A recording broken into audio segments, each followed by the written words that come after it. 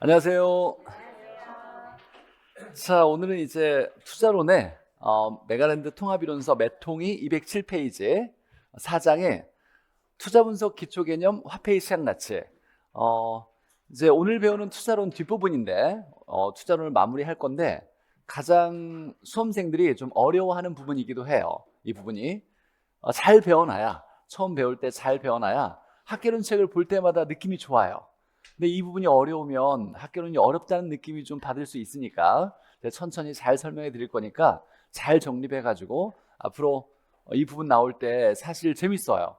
이거 배우려고 학개론 배우는 거나 다름없어요, 사실. 네. 자, 보죠. 자, 화폐의 시장 가치.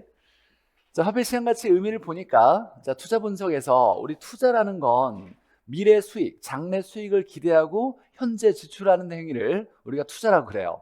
그러면 우리는 미래값과 현재값에 수입은 미래값이고 지출은 현재값이죠. 근데 화폐는 시간에 따라서 가치가 달라요. 예를 들면 어떤 친구가 나한테 1억을 빌려달래. 그리고 10년 뒤에 갚겠대. 1억으로 갚겠대. 그럼 싸대기 때려야 돼.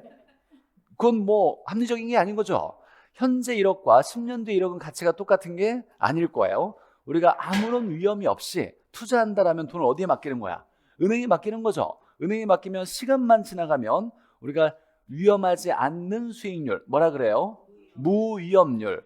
그러니까 무위험률에 해당되는 이자율만큼의 돈이 붙어가지고 미래는 더 큰 금액이 돼 있어야 가치가 똑같다고 인정되는 거예요.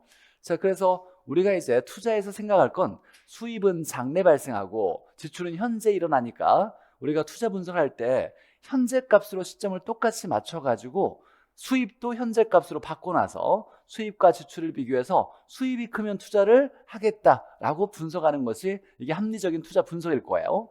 자, 그 개념을 이해하기 위해서 이제 화폐는 시간에 따라 가치가 달라질 수 있다는 걸 배우는 게 화폐의 시장 가치 개념이고, 자, 보죠.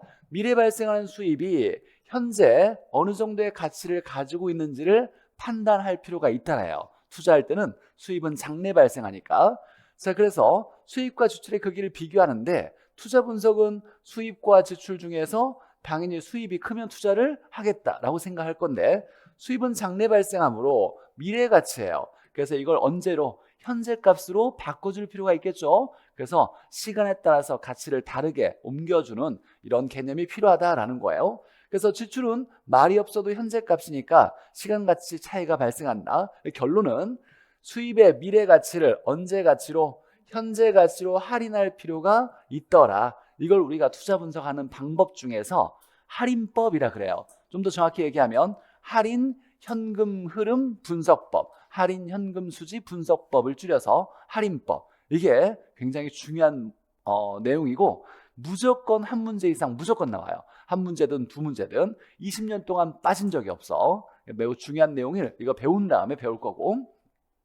자, 우리가 현재 가치를 미래로 바꿔주면 자, 이자가 붙을 거니까 금액이 커지겠죠. 커지니까 이걸 할증한다라고 얘기할 거고 미래를 현재로 당겨오면 작아질 거예요. 우리 작아지는 걸 할인한다라고 얘기해요. 싸게 파는 거 할인마트 이런 거 있죠. 그래서 할인한다. 자, 우리가 이제 이 화폐 시장 가치를 계산할 때는 무조건 복리 방식으로 계산해요.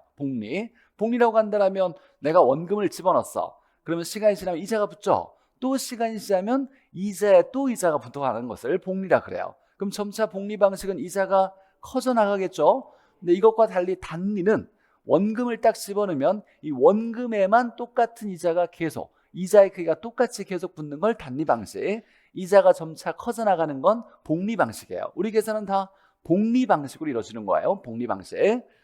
자, 이때 이제 우리가 현재를 미래로 바꿔주려고 할 때 1 플러스 R에 N승을 써줬죠. 미래를 현재로 당겨올 때는 1 플러스 R의 N승을 나눠줬어요. 그럼 도대체 1 플러스 R은 어디서 나온 거냐를 잠깐 좀 정리해보면 어려운 얘기는 아니고, 자, 복리 방식에 쓰는 것이 1 플러스 R의 개념이에요. 자, 한번 생각해보죠. 1,000원이 있어요. 1,000원이 있는데 내가 연이자율을 10%로 이렇게 가정을 해보죠. 그러면 이자의 비율이 10%, 1년의 이자는 10%만큼 붙는다라는 거죠. 원금의 10%만큼 이자가 붙는다. 그럼 얘가 만약에 1년이 경과하면 1년이 지나면 원금 1,000원에다가 이자가 얼마? 1000원에 10%죠. 1000원에 10% 0.1을 곱하겠네. 그러면 얼마? 100원이 이렇게 붙을 거예요. 자, 그럼 얘가 얼마가 되냐면 1100원이 되겠네 라는 계산을 할 때, 즉 1000원이 이렇게 1000원 플러스 100원에서 1100원이 되는 과정을 생각한다면, 자, 1000원에다가 뭘 곱했냐면 1을 곱해요. 1을 곱하면 이렇게 곱하면 1000원이 나오겠죠. 거기에다가 이자를 더해줘야 될 거 아니야. 그럼 여기 얼마냐면 0.1 이렇게 해줘가지고 이렇게 곱해주면, 우리 분배 법칙 배웠죠, 중학교 때.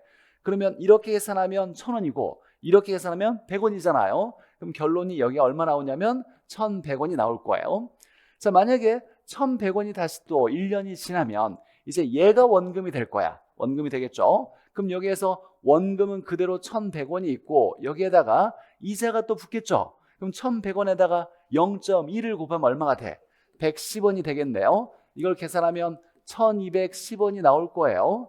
자, 근데 얘가 얘로 갈 때 마찬가지로 우리 계산할 때는 뭐냐면 1100원에다가 여기에 1 더하기 0.1을 곱해줬다고 한다면, 이렇게 계산하면 1100원이에요.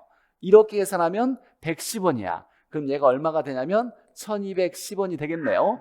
이렇게 쭉 가는 방식을 복리 방식이라 그래요. 그럼 결론적으로, 자, 얘가 얘 갈 때 얼마를 곱했냐면 얘가 얼마예요? 1 플러스 0.1이면 1.1이네. 여기에다가 1.1을 곱하면 얘가 되는 거고, 여기에다가 얘가 되려면 1100원이 1210원이 되려면 얼마 곱해야 돼? 1.1을 곱해야 돼요. 근데 우리가 이제 한 번에 하고 싶은 거야. 그러면 1000원이 2년 뒤에는 얼마가 될 거냐라고 한다면 두 번을 곱해야 되겠네. 그럼 여기에 1.1에 몇 승? 2승. 그럼 만약에 n년 후에는 얼마가 되겠냐라고 한다면 얘가 n년 후에는 얼마냐 그러면 곱하기 1.1에 n승을 곱해주면 되겠네. 이때 1.1의 정체는 1 플러스 r을 얘기하는 거야. 1에다가 이자율 10%는 퍼센트 뗀 값을 우리가 r이라고 하고 0.1이 되겠네요. 그래서 이렇게 미래로 돈 하나를 뭐라고 하냐면 한 번 있는 돈을 일시불이라 그래요. 일시불을 미래로 이렇게 바꿔줄 때, 할증을 할 때는 1 플러스 r의 n승을 곱해준다가 할증하는 방법이에요. 그러면 이걸 땡겨 오려면 어떻게 해야 돼? 1 플러스 r의 n승을 나눠주면 되겠네 라는 얘기예요. 자, 그래서 어떤 돈 한 번을 미래로 복리 방식으로 보낼 때는 1 플러스 r의 n승을 곱해주고, 당겨올 때는 1 플러스 r의 n승을 나눠준다. 이게 가장 복리 방식의 기본 개념이에요. 자, 그래서 1 플러스 r을 쓸 거다. 자, 돈 현재 가치를 미래 가치로 바꿔주려고 할 때 한 번 있는 돈을 우리가 일시불이라 그래요. 일시불의 돈을 바꿔주려고 할 때는 1 플러스 r의 n승을 곱해주거나 나눠주거나 하더라라는 거예요. 자, 그래서 할증할 때 1 플러스 r의 n승을 곱해주거나 1 플러스 r의 n승을 나눠준다라고 하는 거죠. 근데 여기에 나누기 1 플러스 r의 n승 대신에 이걸 곱하기로도 바꿀 수 있어요. 곱하기로 바꿀 수 있어? 라는 거죠. 예를 들면, 자, 10 나누기 2는 얼마? 5죠. 5죠. 5 맞아요. 그럼 얘를 10 곱하기 2분의 1로 할 수 있어요? 10 곱하기 2분의 1은 얼마야? 5예요. 얘는 다 똑같이 5가 나오네. 그러면 이 식이나 이 식은 같은 거죠. 즉 나누기를 곱하기로 바꿀 수 있어요. 이 바꾸면 얘가 얘로 되는데, 이 관계가 뭐냐면 얘는 1분의 1을 얘기하는 거예요. 1분의 2와 2분의 1은 분모 분자가 바뀌었죠. 곱하면 얼마? 곱하면 1분의 2 곱하기 2분의 1 곱하면 얼마야? 질문이에요. 질문. 1이죠 1. 이 관계를 뭐라고 하냐면 역수관계라 그래요. 역수관계. 자, 그러니까 나누기를 곱하기로 바꾸면 역수로 바뀌어지는 거야. 역수로 써야 돼. 우리가 이따가 이거 계산할 거야. 자, 그래서 이 나누기를 곱하기로 바꾸면 역수로 바뀌어지니까 이 나누기를 여기 곱하기로 이렇게 바꾼다라고 한다면 얘는 1분의 1 플러스 r의 n승이니까 역수로 바뀌어져야 되겠네. 그럼 1 플러스 r의 n승분의 1이죠. 자, 근데 얘를 또 어떻게 쓸 거냐면 우리 중학교 때 1 플러스 r의 n승분의 1을 이걸 고등학교 때 이렇게 배웠어. 이걸 1 플러스 r의 마이너스 n승이라고 했어요. 천분해라고 하면 학창시절 공부를 좀 덜 한 건데, 우리 중요한 건 아닌데 이렇게 쓰기도 하더라라는 것만 그냥 느낌적으로 그냥 알고 있어도 괜찮아요. 이거에 보면 야 뭔가 좀 수학적인 내용이 나오니까 뭔 좀 겁을 먹겠는데 없어. 이런 수학적인 개념은 여기서 끝이에요. 그냥. 자, 다시 한번 나누기를 곱하기로 바뀌면 역수로 바뀌어진다는 건 기본적으로 알고 있어야 돼요. 이건 뭐 어려운 산식 아니잖아요. 근데 나누기 1 플러스 R의 n승을 이렇게 할인할 때 쓸 때 이걸 곱하기로 바꾼다라면 1 플러스 R의 n승분의 1이다 라고 표현하는 거예요. 얘를 보기 좋게 이렇게도 쓰더라 라는 거예요. 근데 이런 거 계산하는 거 아니야. 그냥 이렇게 쓴다라는 것만 보여준 거고. 자, 보통 이제 미래로 보낼 때 이 할증할 때 할증률은 보통 이자율을 쓰는 거예요. 이자율이 할증률로 쓰고 땡겨올 때는 할인율을 쓰는데 자, 이거 중요해. 이제 1년 내내 할인율 나오면 이게 딱 나와야 돼. 우리가 투자의 위험의 처리 관리에서 한번 머릿속에 암기했던 거 생각해 보면 위험의 종류가 금사유 법인, 위험을 처리 관리하는 방법이 보조, 회전통, 감. 이때 조자가 뭐였어요? 조자. 위험, 조정, 할인율법이었어. 위험에 따라서 할인율을 조정하는 거였죠. 위험이 크면 할인율을 높인다. 이때 위험이 크면 함부로 투자하지 않아야 되니까 요구 수익률을 높인다. 이때 위험 조정 할인율이라는 정체가 뭐였냐면 요구 수익률이었어요. 자, 이때 우리가 1년 내내 감정평가 끝날 때까지 우리가 특별한 조건이 없는 할인율이 뭐냐라고 하면 이건 요구 수익률을 사용한다라는 거였어요. 처음 배운 건 아니에요. 우리가 정보 현재 가치 구할 때 계산 어떻게 했어요? 차, 안, 땡긴다를 1 플러스 R의 n승으로 했죠. 이때 R 값은 할인율을 주는데 어떤 문제를 보면 할인율은 요구 수익률을 쓰고 요구 수익률 얼마다 이렇게 문제들이 다 나와 있어요. 다시 한번 다 보면 그 문제들을 그러니까 할인율은 특별한 조건이 없으면 뭘 쓴다? 요구 수익률을 쓰는 거예요. 자, 중요한 내용이고 자 10%면 얘는 퍼센트 때문에 얼마? R은 0.1이니까 보낼 때 1년 보낸다라면 1 플러스 R이니까 1.1에 1승 곱해주면 되겠네. 그럼 100원이 1년 뒤에 110원이 될 거고 땡겨올 때는 1 플러스 R에 1승으로 1.1에 1승으로 나눠주면 되겠네요. 계산기 있을 거니까. 자, 이건 한번 읽어보시고 우리가 화폐 시장 가치를 계산하는 건 모두 다 무슨 방식? 복리 방식으로 계산한다라는 거예요. 복리 방식. 자, 오른쪽에 기출을 보니까 29에 이렇게 나왔어요. 원금의 이자뿐만 아니라 이자에 대한 이자도 함께 계산한다라고 나왔어요. 이자에 이자가 붙으니까 이자가 점점 커져 나가겠죠. 이런 걸 무슨 방식? 복리 방식. 단리가 아니라 복리 방식이라 한다라는 거예요. 무조건 우리는 복리 방식으로 쓴다. 자, 이제 돈 하나를 미래로 보낼 때와 땡겨올 때는 보낼 때 할증, 땡겨올 때 할인이라고 하는데 이때 1 플러스 R의 n승을 쓰는구나 라는 걸 배웠고 자, 우리가 이제 원리적으로 자본하는 개수가 있는데 자, 미래값으로 보내거나 미래값을 현재로 당겨올 때 뭔가를 쉽게 계산하기 위한 곱해주는 값을 이걸 개수라 그래요. 즉 미래로 보내거나 땡겨올 때 뭔가를 쉽게 계산하기 위해서 중요한 건 곱해주는 값을 우리가 계수라고 하는데 이걸 좀 더 유식하게 자본환원 계수라고 얘기를 하는데 자, 중요한 건 자본환원 계수는 구하고자 하는 금액을 구하기 위해 뭔가를 구하려고 그래. 구하기 위해서 뭐 해주는 계수? 곱해지는 계수. 여기에 별표 곱해주는 계수예요. 그러니까 자본하는 계수가 들어간 식은 모두 다 뭐를 뭘로 바꿀 때 곱해줘야 되는 거예요. 즉 A를 B로 바꾸려고 그래. A를 B로 바꾸려고 할 때 무조건 여기에 뭔가를 곱해준다는 거예요. 이 곱해주는 걸 뭐라고 한다? 자본하는 계수라고 얘기한다는 거예요. 그러면 뭐를 뭘로 바꾼다라는 개념을 알고 있을 때 이때 뭐를 곱해야 되냐? 이 자본하는 계수의 종류가 6가지가 있는데 한번 6가지 따져보죠. 자, 미래가치 계수가 있고 현재가치 계수가 있어요. 이 미래가치 계수는 미래가치를 구하기 위해 여기에 생략된 거 미래가치를 구하기 위해 곱해지는 계수를 미래가치 계수라고 얘기하고 현재가치 계수는 현재가치를 구하기 위해 곱해지는 계수를 현재가치 계수라 그래요.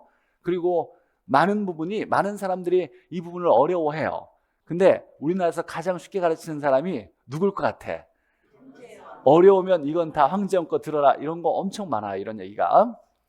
자, 현재 가치를 구하기 위해서 곱해지는 개수를 현재 가치 계수라고 하고, 자, 미래 가치를 우리가 줄여서 간단히 얘기하려고 래가라고 얘기해. 래가. 근데 발음이 어렵네. 그래서 우리가 우리나라에서 두음법칙, 자음동화 이런 거 있었잖아요. 그래서 발음을 편하게 하기 위해서 래가라고 얘기하고, 현재 가치를 현가라고 얘기해요. 그래서 줄여서 현가. 그럼 앞으로 이제 우리가 현가 얘기하면 현재 가치, 내가 얘기하면 미래 가치를 얘기해요. 내가 얘기했는데 이걸 한참 뒤에 뭐였지라고 이렇게 생각하면 안 돼. 그냥 내가 얘기하면 바로 미래 가치, 현가 얘기하면 현재 가치라고 바로 떠올릴 수 있도록 익숙하게 만들어야 돼요. 내가, 현가, 미래 가치, 현재 가치. 자, 그러면 이제 여기에 이 단어의 뜻에, 개념에, 용어의 개념이 다 들어가 있어요. 한번 보죠. 자, 일시불의 내가 계수라는 건 뭐냐면 일시불을 내가로 바꿔주기 위해서 뭐 해주는 거예요? 곱해지는 개수를 얘기하는 거예요. 답이 다 나왔어요. 일시불을 내가, 미래가치로 바꿔주기 위해서 곱해지는 개수예요. 그럼 식을 쓸 수 있어야 돼요. 뭐를 뭘로 바꾸는 거야? 일시불을 뭘로? 일시불의 미래가치로 바꿔주는 거죠. 일시불의 미래가치로 바꿔주기 위해서 뭔가를 곱해준대요. 이 곱해주는 게 뭐다? 일시불의 미래가치 계수 또는 일시불의 내가 계수. 제가 말할 때 미래가치라고도 얘기하고 내가라도 얘기할 거예요. 이때 다 알아들어야 돼. 미래가치가 내가예요. 자, 일시불의 미래가치로 바꿔주기 위해서 곱해지는 개수를 이걸 일시불의 미래가치 계수, 일시불의 내가 계수라 그래요. 근데 우리가 이미 배웠어요. 자, 돈 한 번 100원을 1년 뒤에 얼마가 될까라고 했을 때 이걸 얼마를 곱해줬어요? 1 플러스 R의 N승을 곱해줬네. 그래서 일시불의 내가 계수의 정체는 뭐냐면 1 플러스 R의 N승을 얘기하는 거예요.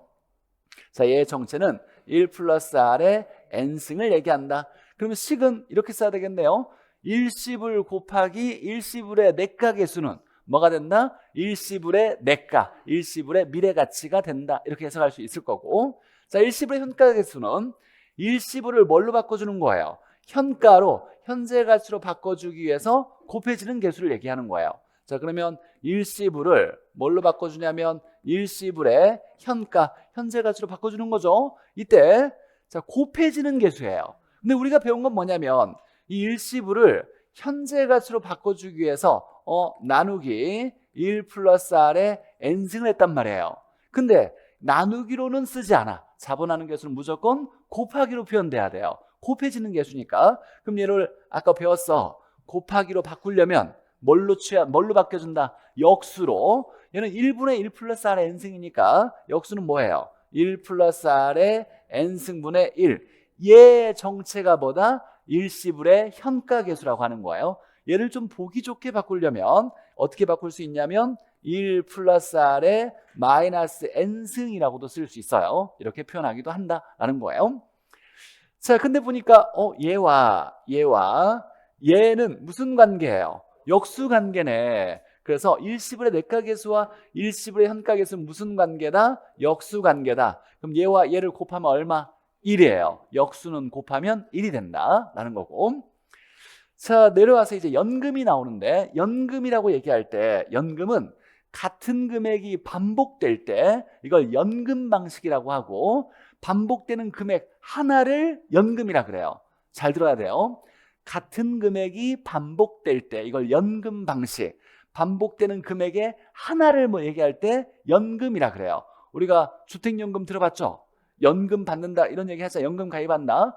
연금이라는 말이 나온다는 건 항상 금액이 똑같은 걸 계속 일정하게 반복해서 받는 방식을 연금 방식이라고 하는 거예요. 이때 연금은 총합이 아니라 반복되는 금액의 뭐예요? 하나를 얘기하는 거예요. 자, 그러면 다시 한번 보면, 자, 이렇게 있을 때 얘가 1,000원 1년에 1,000원씩 계속 이렇게 넣었다고 해보죠. 자, 그러면 금액이 반복되고 있죠. 무슨 방식이야? 연금 방식이에요. 연금이 1년에 한 번씩이니까 몇 년 있는 거예요? 3년 있는 거야. 연금 방식에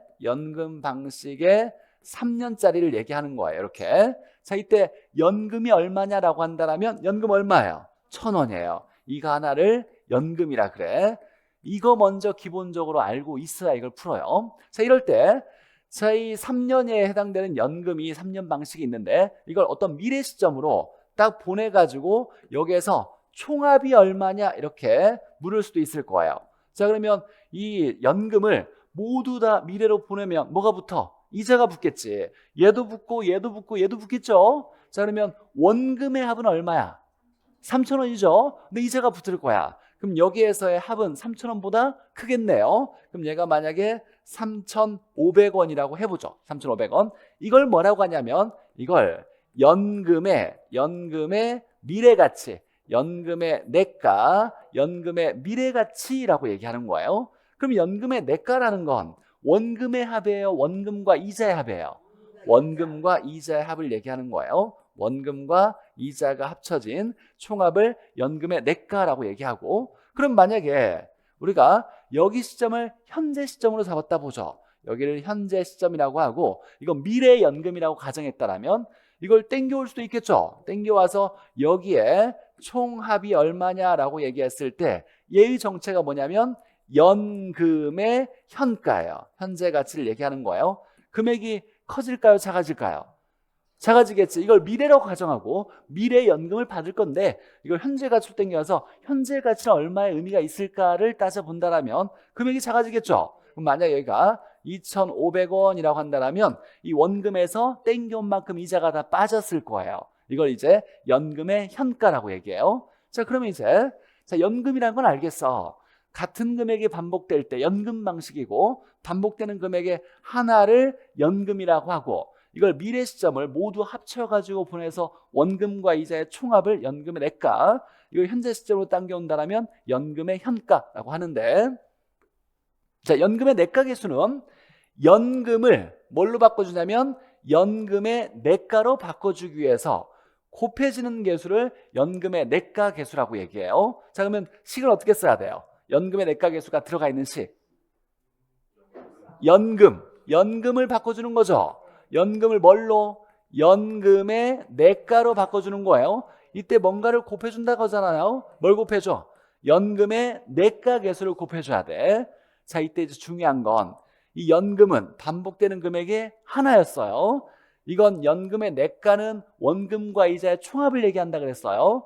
여기에 곱해주는 건 연금을 연금의 내가로 바꿔주니까 연금의 내가 계수가 되는 거예요. 자, 그러면 다시 돌아가서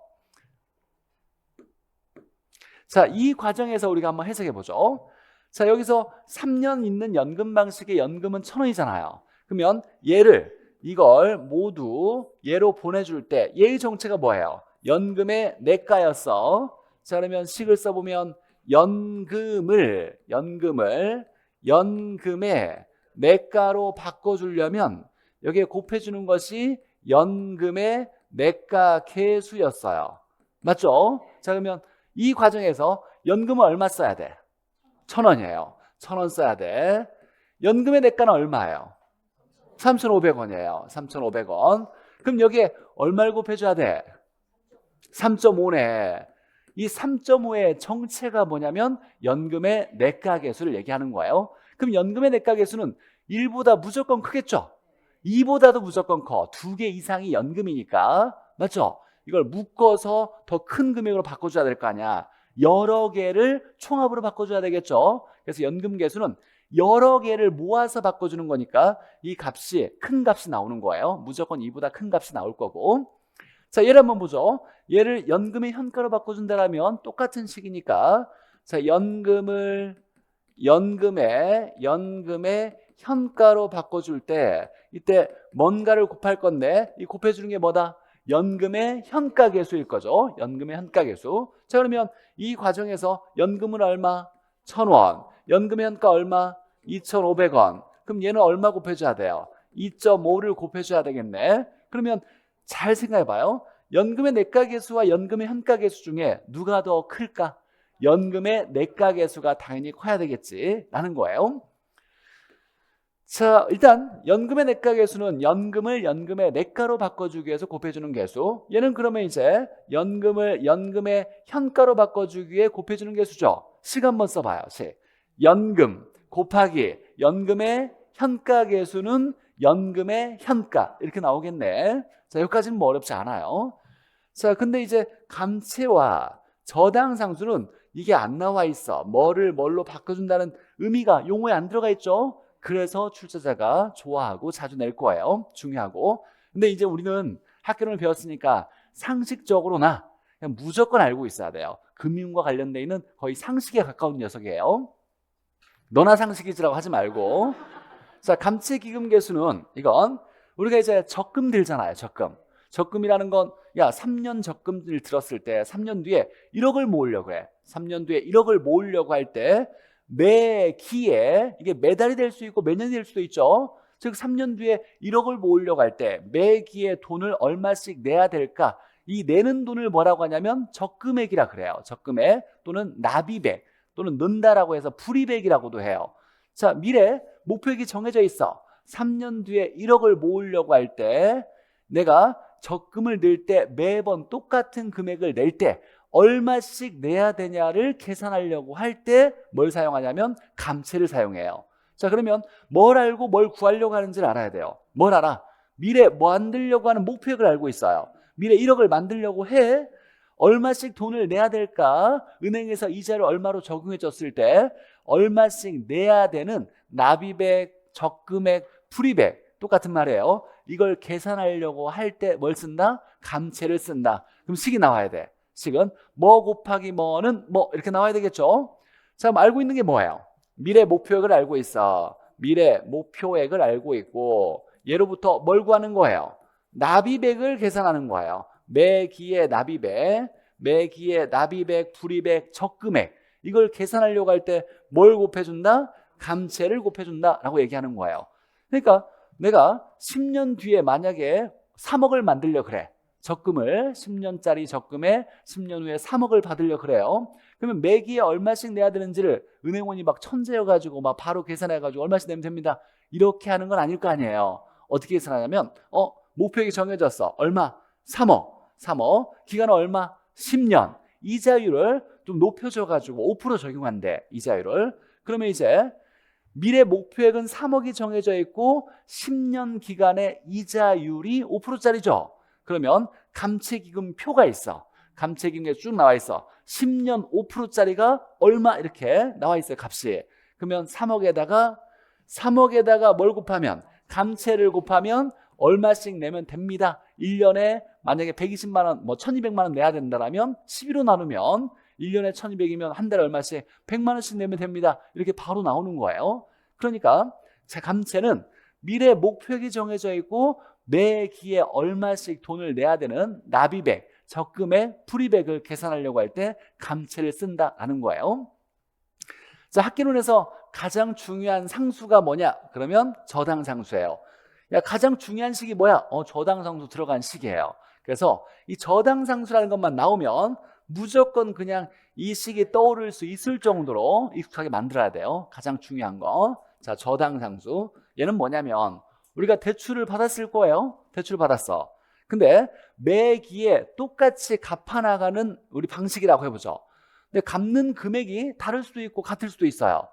근데 갚는 때 이건 이제 계속 제가 얘기했는데 중요하다고 우리가 대출 받아서 상환하는 상환액이라고 하면 원금을 얘기해요? 이자를 얘기해요? 원리금을 얘기해요?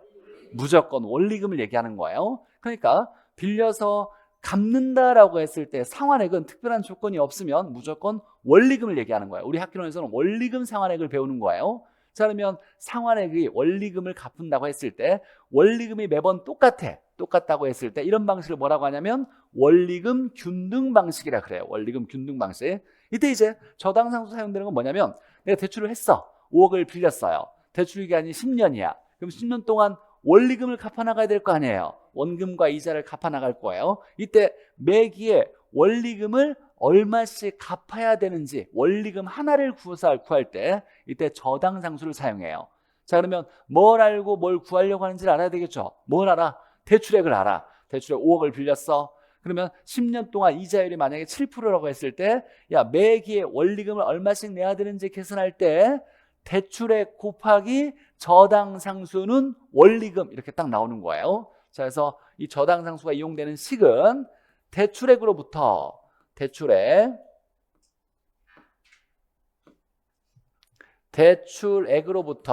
뭘 구하냐면 원리금이에요. 원리금을 계산할 때 여기에 뭘 곱한다? 저당상수를 곱한다. 너무너무 중요해요. 대출액으로부터 원리금을 구할 때 그럼 식은 어떻게 되냐면 대출액 곱하기 저당상수는 원리금이죠. 이 식을 마음대로 바꿔 쓸 수 있어야 돼 이제. 그러면 다시 한번 보죠. 간단하니까. 자, 대출액 곱하기 저당상수는 원리금이에요. 자, 그러면 원리금은 대출액 곱하기 저당상수죠. 대출금은 또 어떻게 구할 수 있어? 저당상수 넘기면 되겠네. 넘기면 나누기로 바뀌어지겠죠. 그러면 대출액은 뭐분의 뭐야? 저당상수분의 원리금이야. 이렇게 쓸 수 있어요. 그럼 저당상수는 뭔데 정체가? 라고 얘기할 때 대출액을 넘기면 되겠네. 그러면 저당상수는 뭐분의 뭐야? 대출액분의 원리금이에요. 이 식은 너무너무 중요하고 출제자가 뭔가 좀 어려운 문제를 응용하려고 할 때 응용을 했는데 너무 깊은 데까지 응용하지 않고 야, 이 정도면 충분히 공부 열심히 했어 라고 난이도 최고의 문제를 낼 때 가장 기본적인 변형되는 산식이 얘예요. 다시 한번 정리해보면 물론 처음에는 뭐 어렵게 느껴지겠지만 우리가 대출액으로부터 얘를 원리금을 얼마씩 낼 거냐를 계산할 때 뭘 곱한다? 저당상수를 곱한다 라는 거예요. 자, 근데 이 원리금이 매번 똑같아야 돼요? 달라야 돼요? 똑같아야 돼요. 얘는 연금 방식에서 등장한 상수예요. 연금 방식에서. 그럼 얘가 원리금이 똑같아야 되니까 이 저당상수를 쓸 때는 무조건 상환하는 방식이 딱 정해져 있어요. 원리금 균등 상환 방식에서만 쓸 수 있는 거지 원금 균등이다 뭐 점등식이다 이런 데 저당상수라는 말은 말도 안 되는 얘기예요. 무조건 저당상수가 나올 때는 원리금 균등 상환이라고 정해져 있어야 돼요. 왜냐하면 얘가 연금이 돼야 돼. 연금 매번 똑같은 금액에 하나의 연금이 돼야 되는 거니까.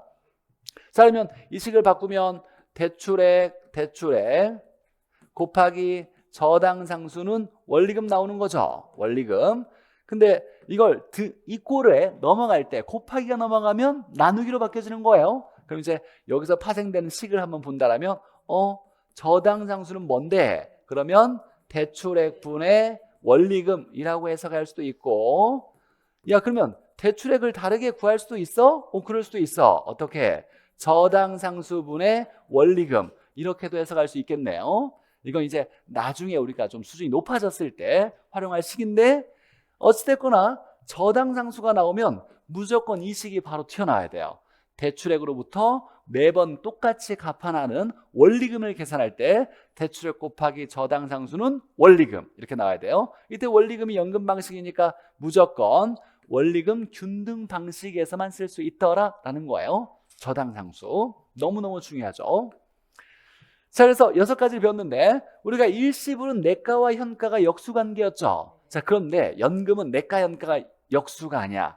역수관계는 이렇게 역수고 얘가 이렇게 역수예요. 자, 그래서 암기할 때 한 역수 이렇게 열 거예요. 현저 역수, 현저한 역수 이렇게. 자, 일시불은 내가와 현가가 역수니까 이건 됐고 연금은 뭐랑 역수관계냐라고 했을 때 현저한 역수. 그러면 내감이 역수겠네요. 내감이 역수고 현저가 역수예요. 그러면 얘와 얘를 곱하면 얼마? 1. 얘와 얘 곱해도 얼마? 1. 그러면서 역수관계가 형성되니까 이름이 이제 2개씩을 쓸 수가 있어. 우리가 일시불의 내가계수를 다른 말로 일시불 내가계수인데 역수라는 말을 붙여서 쓸 수도 있죠. 뭐라고? 일시불 현가계수의 역수야 이렇게 얘기될 수 있을 거예요.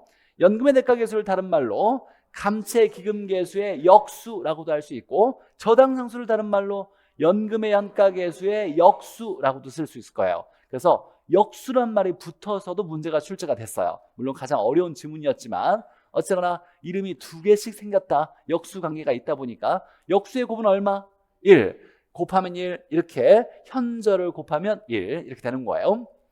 자, 다시 한번 이제 복수 한번 해보죠. 지워버리고 자, 일시불의 내가계수가 나오면 식이 딱 떠올라야 돼요. 식이 뭐 곱하기 뭐는 뭐 이렇게 나와야죠.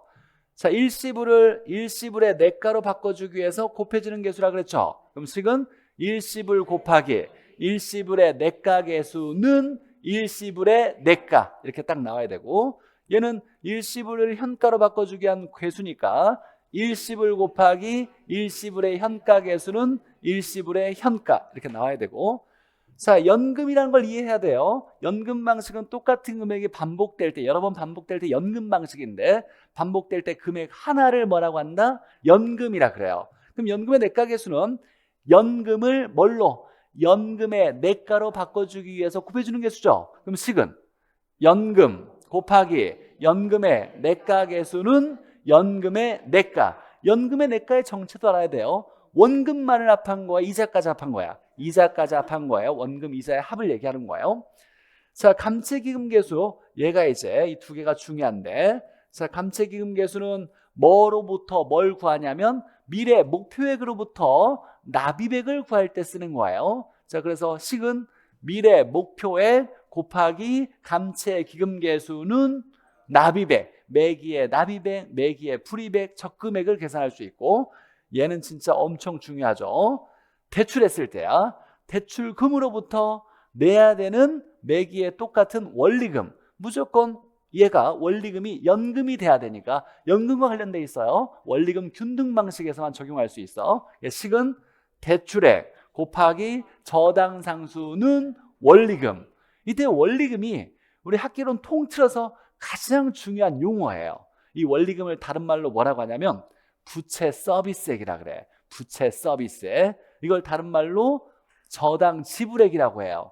이걸 다른 말로 연간융자 월부금이라고도 해요. 무조건 외워놔야 돼. 나중에 이따가 다음 시간에 이거 배운 다음에 다음 시간에 외울 거예요. 어쨌거나 이 원리금 부채 서비스의 가장 중요한 용어예요. 그러니까 이거 얘는 대출액 곱하기 저당상수는 원리금이죠. 이 원리금을 다른 말로 뭐라고 한다? 부채 서비스액이라 그래요. 서비스액.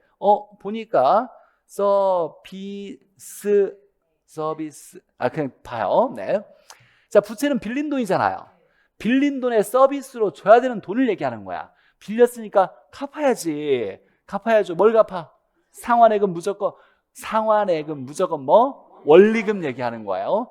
빌린 돈에 서비스로 갚아야 되는 상환액을 얘기하는 거예요. 그럼 얘의 정체는 뭐다? 원리금을 얘기하는 거예요. 부채 서비스의 가장 중요한 용어예요. 원리금. 그래서 이 말을 부채 서비스로 바꿔 쓸 수도 있겠네.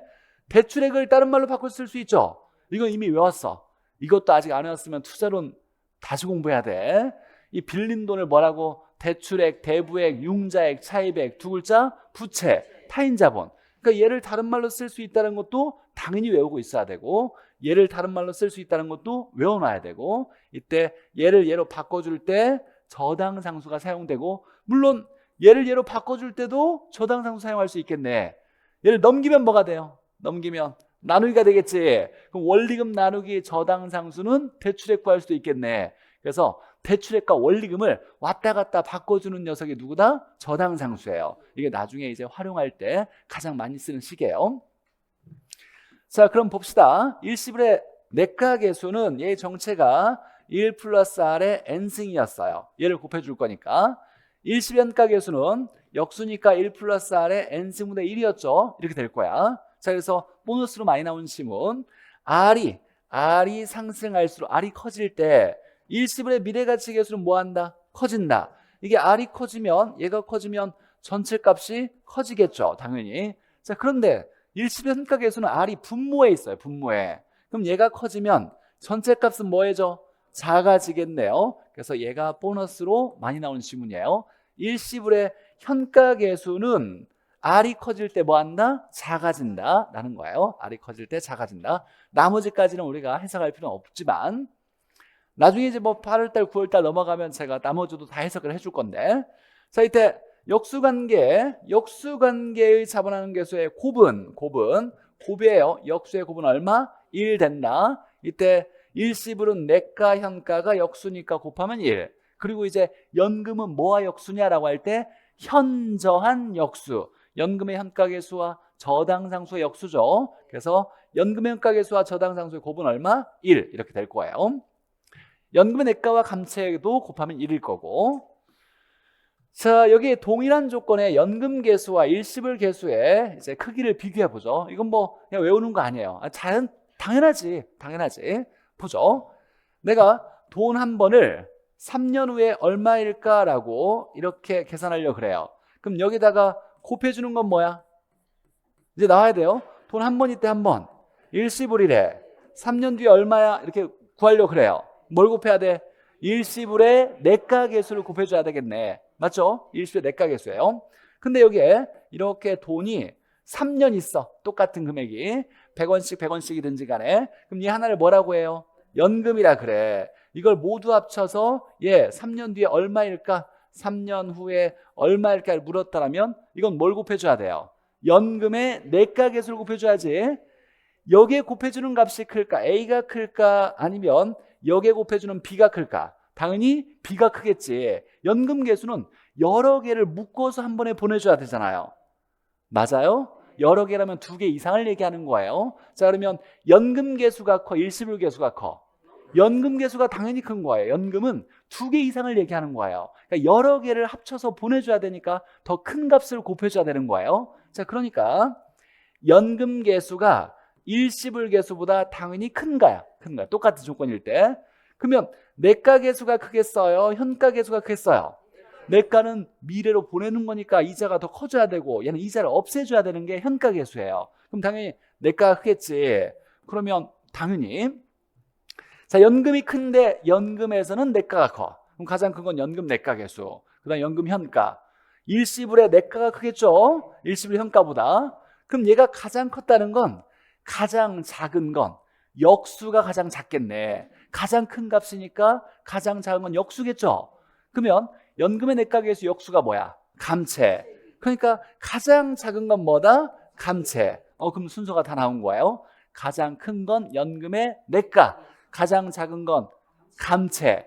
그 다음에 중간에 뭐가 있어요? 일시불 계수가 있겠지. 근데 기본적으로 내가가 현가보다 크다. 이렇게 해석하면 되는 거예요. 그럼 6가지 순서가, 크기 순서가 다 나올 거고. 자, 이건 먼 옛날에 감정평가사 시험에서 나왔던 건데 우리 시험에서 아직 등장 안 했어요. 근데 그냥 상식적으로도 당연한 얘기야. 가장 큰 건 연금의 내가, 가장 작은 건 감채. 이것만 알면 이 순서는 다 해석할 수 있는 거니까. 자, 배웠던 거 한번 정리해보죠. 자, 일시불의 내가 계수는 일시불을 일시불의 내가로 바꿔주기 위해서 곱해주는 계수를 일시불의 내가 계수라고 하고, 연금의 내가는 연금을 연금의 내가로 바꿔주기 위해서 곱해주는 계수, 연금의 내가 계수. 나중에는 아직은 아니지만 여러분 할 수 있으니까 이거 외우죠. 오늘 외울 거예요. 외우자. 네, 이따가 설명할 테니까. 자, 감채는 미래 목표액으로부터 매기에 내야 되는 납입액, 적립액, 적금액을 계산할 때 뭘 곱한다? 감채를 곱한다. 우리 적금 들 때 쓰는 얘기고.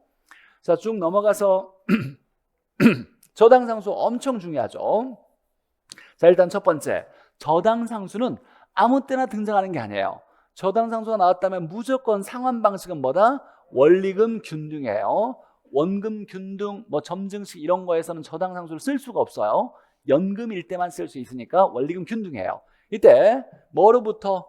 대출금으로부터 원리금을 계산할 때 뭘 곱한다? 저당상수. 이 식을 별표를 해놓고 그냥 심심할 때마다 외우자. 집에 가면서 한 100번쯤 되뇌이자. 대출액 곱하기 저당상수는 원리금, 대출액 곱하기 저당상수는 원리금. 계속 기억해 놓으면 나중에 뜻하지 않게 좋은 일 생길 거예요. 대출액 곱하기 저당상수 원리금. 자, 그러면 이제 우리가 계수를 한번 외워볼 건데, 자, 이게 내가계수가 있다고 해보죠. 내가계수. 이건 미래가치로 바꿔주기 위해서 곱해주는 계수고, 여기는 현가계수, 현재 가치를 구하기 위해서 곱해주는 계수를 얘기해요. 자, 일시불 내가계수의 정체가 뭐예요? 1 플러스 R의 n승이었고, 자, 얘는 곱해줘야 돼. 자, 그럼 얘의 정체는 뭐냐면 곱해줄 때는 1 플러스 R의 n승분의 1이죠. 얘를 보기 좋게 바꿀 때 1 플러스 R의 마이너스 n승 이렇게 쓰더라 라는 거예요. 그럼 여기에 들어가는 건 연금의 내가고 여기는 연금의 현가 되겠네. 맞죠? 자, 그리고 얘와 역수인 게 뭐다? 감채가 될 거고, 얘와 역수인 것이 저당상수가 될 거예요. 자, 그래서 얘는 어떻게 쓸 거냐면 우리가 이제 이건 수열을 배웠다라면 이런 거 좀 배운 것 같긴 해. 고등학교 때 수열 뭐 있었잖아. 등비수열, 등차수열 이런 거.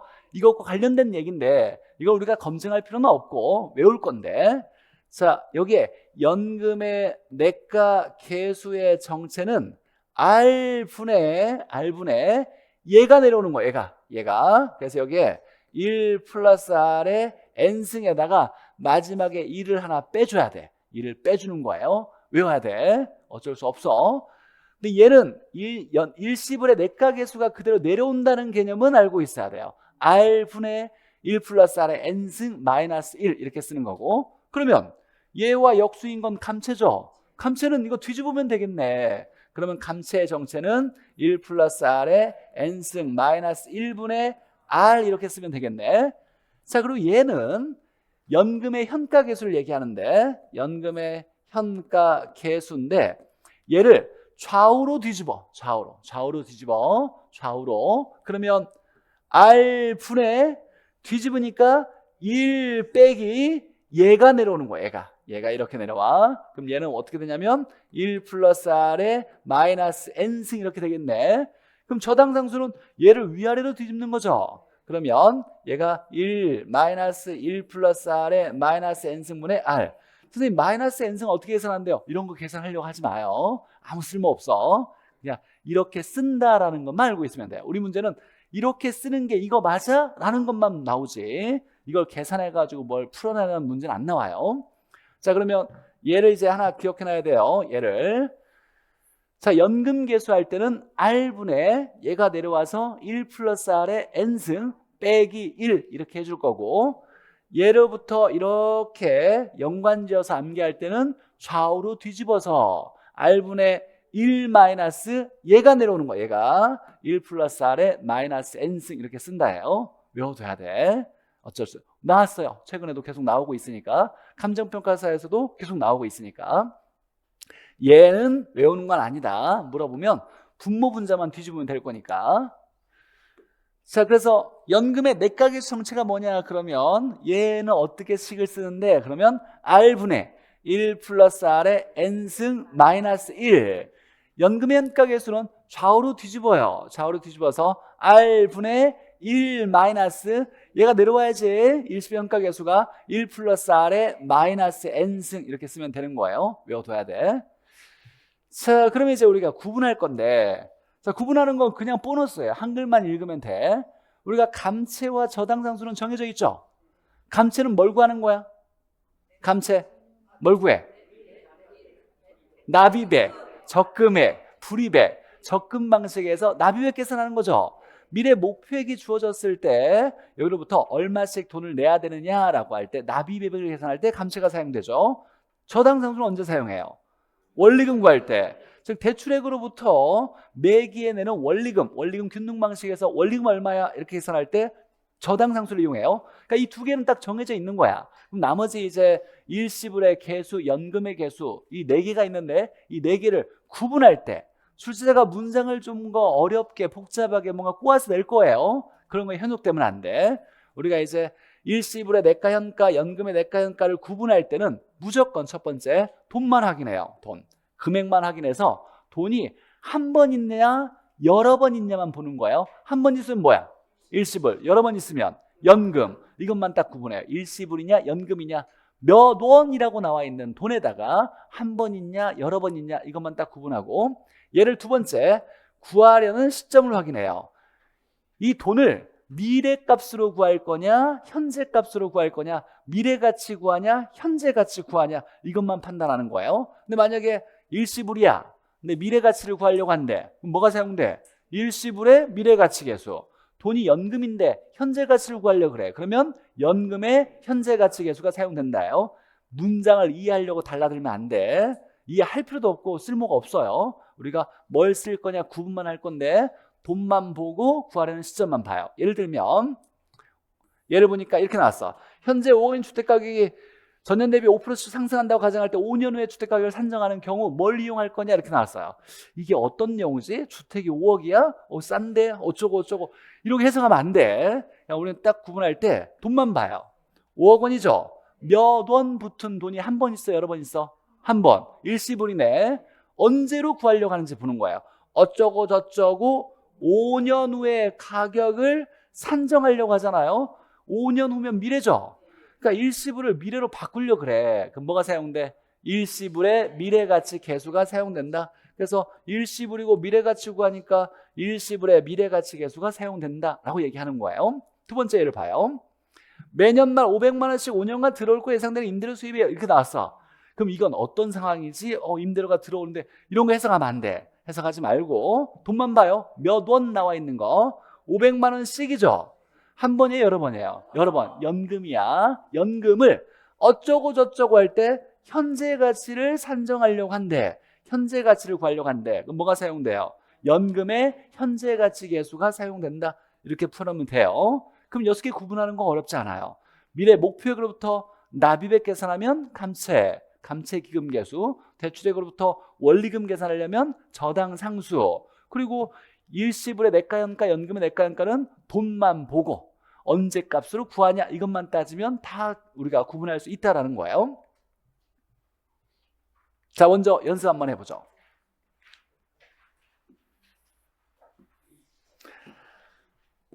그리고 제가 속도를 안 내고 있어. 가능한 여러분에게 학개론이 즐겁고 재미있다라는 걸 어렵다, 힘들다 그 말고 그런 느낌을 주기 위해서 노력하고 있는 거예요.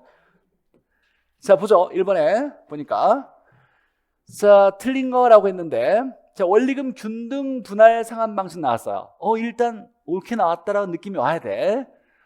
원리금 균등이니까 갚는 거잖아요. 그럼 돈 빌렸을 때네. 그럼 뭐가 나오겠지라고 예상도 되죠. 뭐 저당상수 나와야 될 거예요.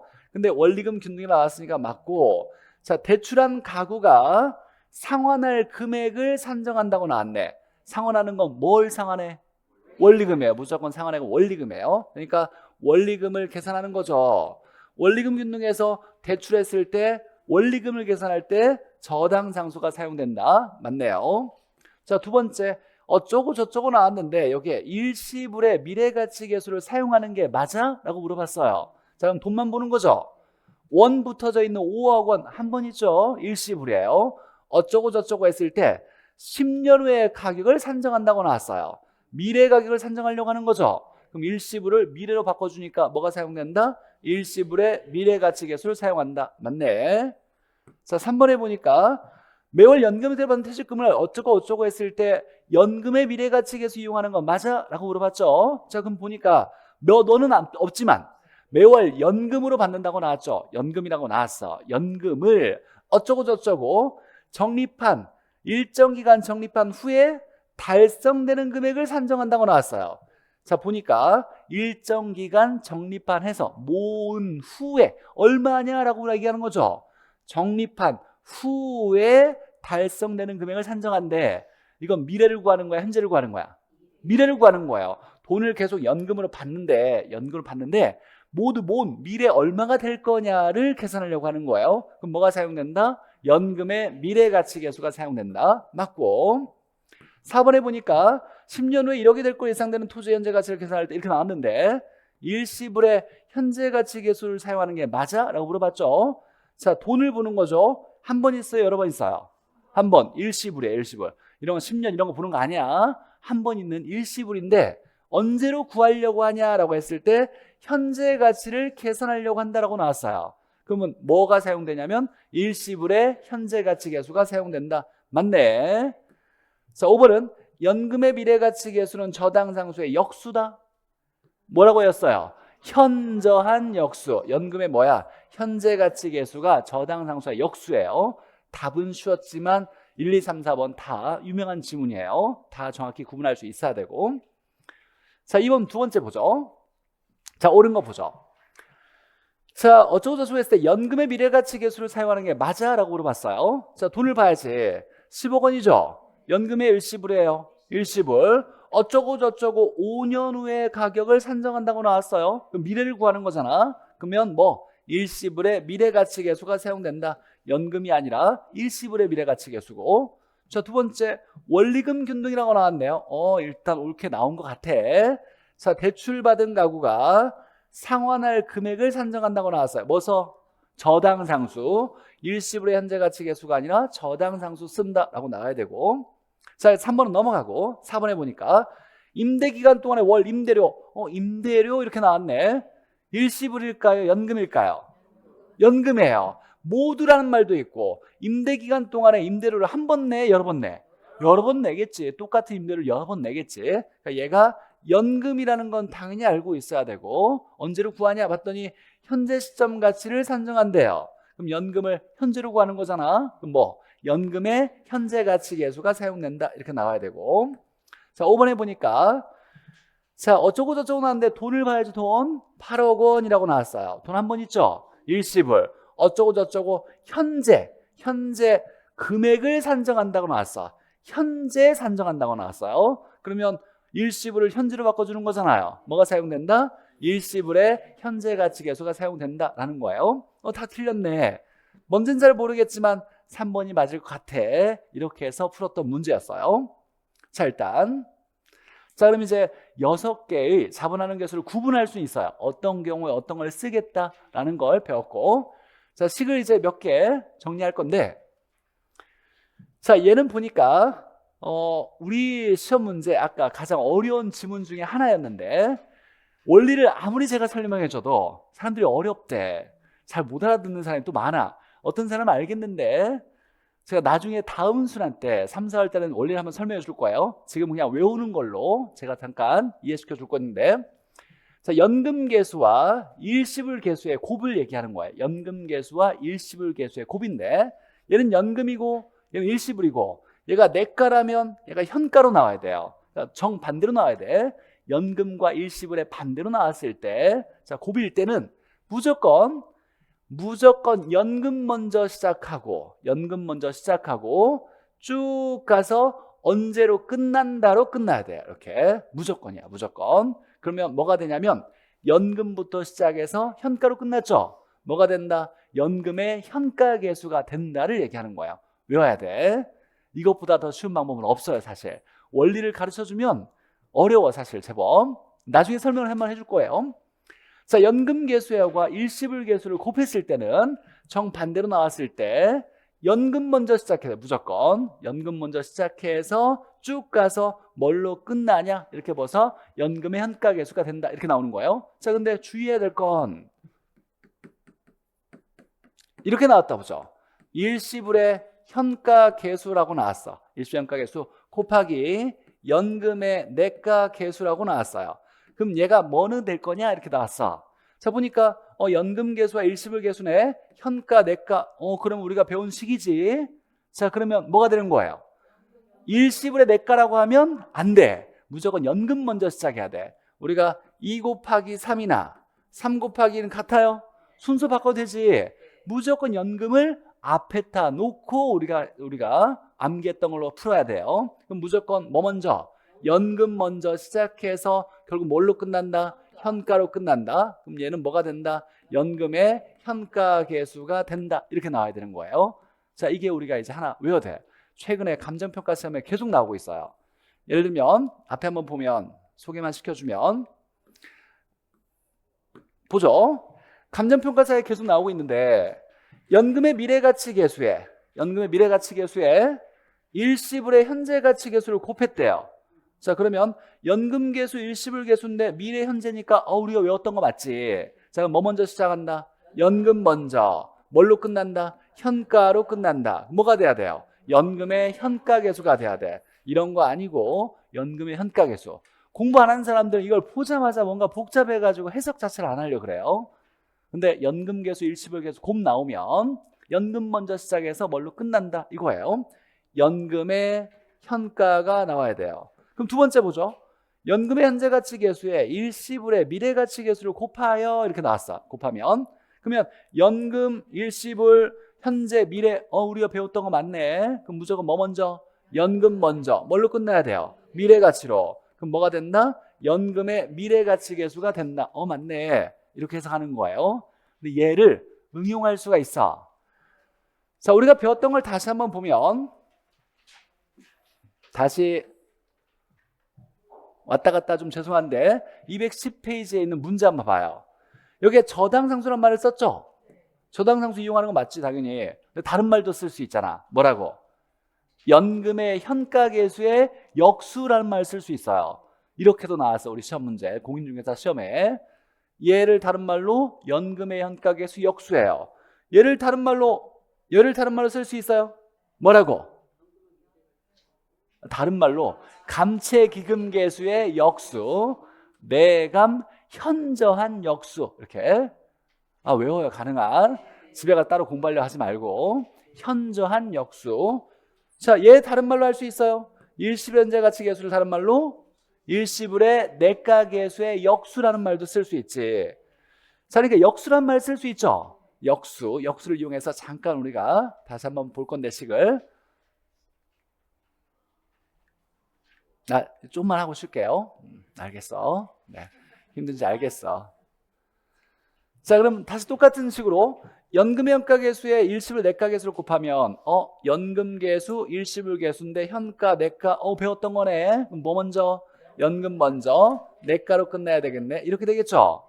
자, 그런데 이제 2번과 4번은 감채와 저당이 나왔어요. 감채와 저당이. 이게 이제 가장 어려운 지문 중에 하나인데, 계산할 때 어려운 건 아닌데 사실 보기에 어려워요. 우리가 근데 한번 작업해주면 쉬워. 한번 작업을 해줄 건 뭐냐면 넘겨서 역수로 바꿔줄 거예요. 넘겨서 역수로. 예를 들면 10 나누기 2는 얼마?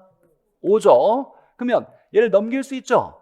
넘길 수 있어. 넘길 수 있으면 10은 5 곱하기 2가 되죠. 넘어가면 얘가 나누기는 곱하기로 되죠. 이걸 다르게 우리가 얘를 어떻게 해줄 수 있냐면 10 곱하기 2분의 1 할 수 있어요? 그럴 수 있어? 그럴 수 있죠. 자, 그러면 곱하기는 똑같이 있다라면 얘를 넘길 때는 이렇게 역수로 바뀌어지는 거예요. 1분의 2가 2분의 1로 바뀌어지는 거예요. 이런 거 이제 초등학교 때 다 했던 거야. 자, 뭐냐면 연금계수의 감채가 나왔어. 연금계수의 저당이 나왔죠. 그러니까 중요한 포인트는 감채가 나왔고 저당이 나왔네. 이건 배운 바가 없었어요. 그렇죠. 이걸 넘길 거야. 넘겨서. 자, 넘기면 곱하기는 그대로 있고 원래 나누기로 바뀌어지는 건데 얘가 넘어가면 나누기 감채가 돼. 근데 곱하기로 바뀌면 뭘로 바뀌어야 돼? 역수로 바뀌어야 돼.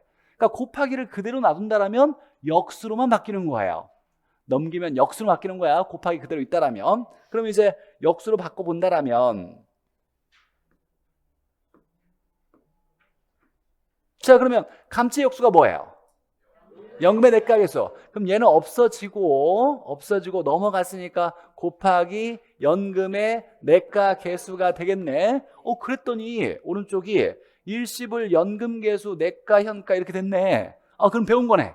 맞죠? 뭐 먼저 시작한다? 연금 먼저. 뭘로 끝난다? 현가. 그럼 왼쪽에 연금의 현가계수가 되네. 맞네. 이렇게 해석하는 거예요.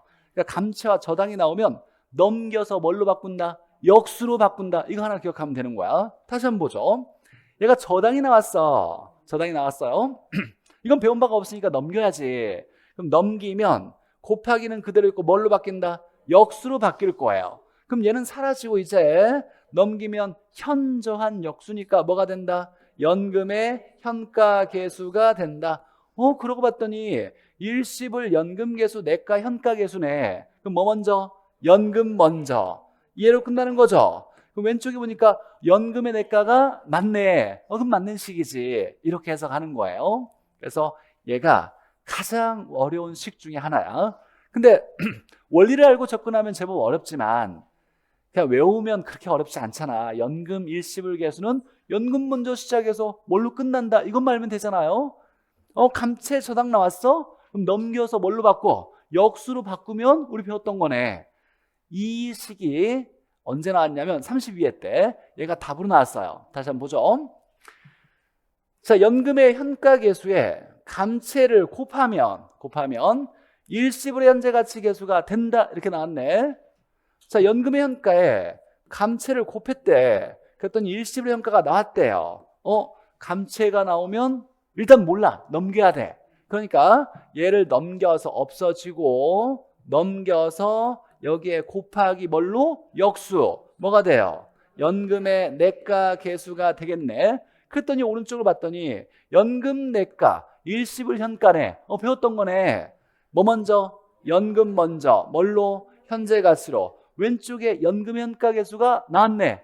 맞는 거지. 우리가 배웠던 거 일치하니까. 그래서 얘가 옳은 거네 라고. 근데 이 지문이 처음 나왔어요. 32회 때. 나머지가 다 틀려서 잘 모르겠지만 이거 왠지 맞을 것 같아. 나머지 다 틀렸으니까. 이렇게 어려운 문제로 나왔지만 이게 다음에 출제자가 이 산식을 이용한다면 연금과 일시불계수의 곱이 무조건 나오게 돼 있어요. 감정평가 계속 나왔으니까 사실. 그래서 어려운 산식이긴 하지만 암기해놔야죠. 연금계수 곱하기 일시불계수가 나오면 연금 먼저 시작해서 뭘로 끝나냐 이렇게 해서 한다는 거예요. 우리나라에서 이것보다 더 쉽게 가르칠 수가 없어. 네. 잠깐 쉬었다가 나머지 할게요.